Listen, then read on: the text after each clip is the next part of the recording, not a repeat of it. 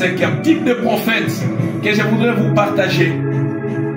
C'est le prophète qu'on appelle le prophète de volume.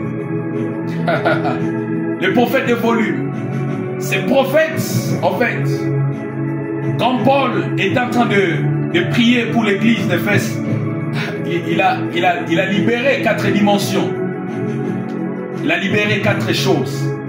Il a vu où il a exposé cette église à 4 choses, à 4 onctions, à 4 types d'onctions. Ça veut dire, j'ai parlé de la largeur prophétique, la longueur prophétique, la hauteur prophétique et la profondeur prophétique. Mais ici, je viens vous ajouter la 5e chose que Paul n'avait pas citée dans cette écriture.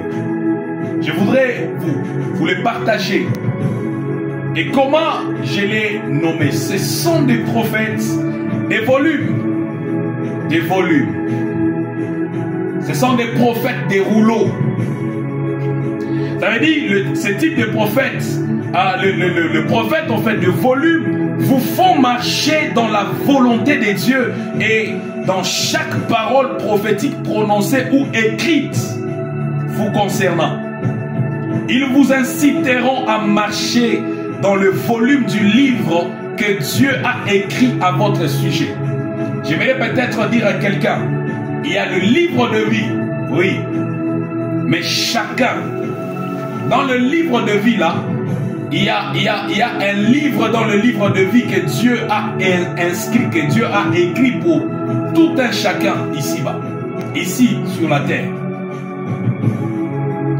Ça veut dire, ce type de prophète, oh mon Dieu, c'est un prophète de volume. Ça veut dire, il va ajouter du volume dans votre vie afin que vous puissiez marcher dans la volonté de Dieu, que vous puissiez vous rencontrer, Seigneur Jésus, que vous puissiez vous rencontrer avec les paroles qui vous ont été prédestinées, avec des paroles que Dieu avait déjà libérées pour vous, ici-bas.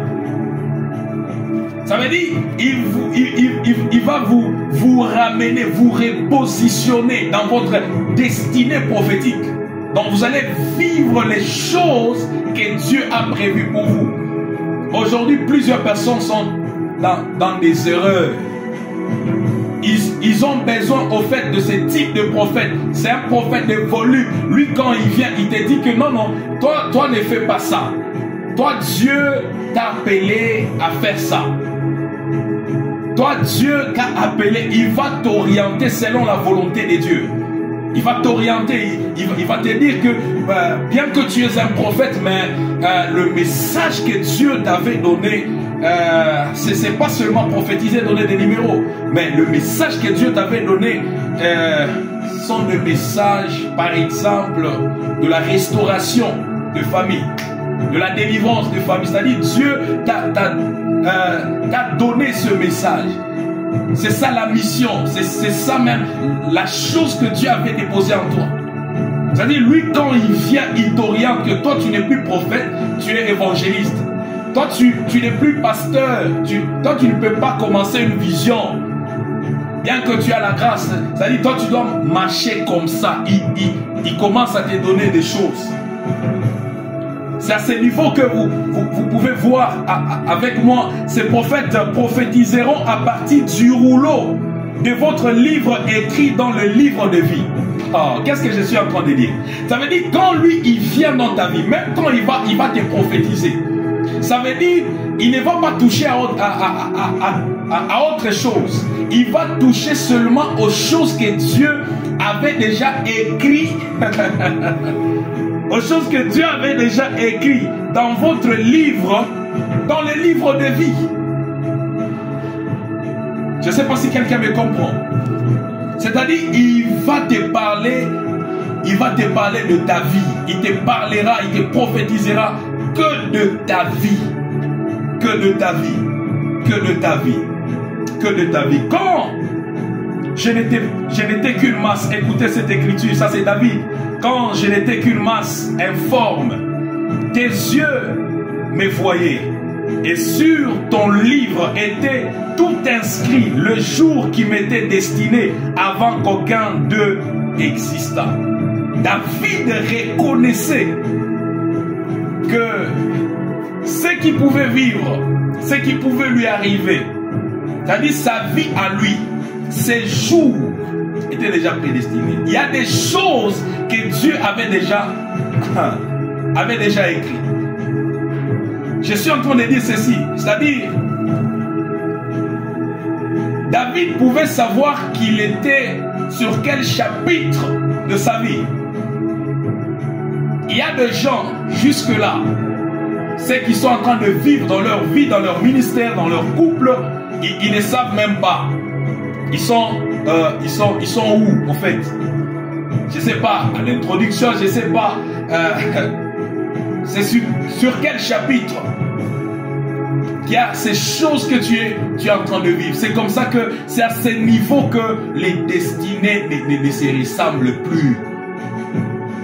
On ne peut pas vivre les mêmes choses. Je peux même dire à quelqu'un, tu ne peux pas dire que ta foi ressemble à la foi de Job. Parce que les choses que Job a pu supporter dans sa vie, peut-être toi, tu ne peux pas arriver à supporter cela. Chacun doit vivre ce que Dieu avait déjà écrit dans son livre.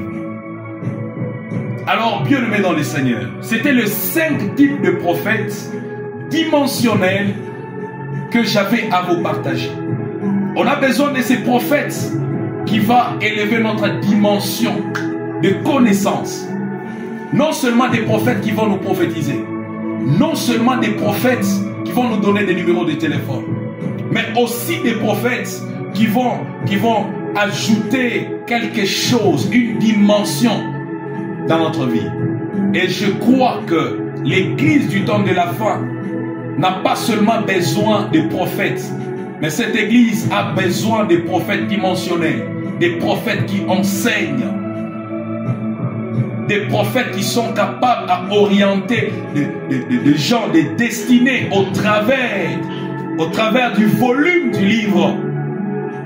Ça veut dire il va ajouter, il va élever la personne au volume du livre que Dieu avait déjà inscrit pour lui.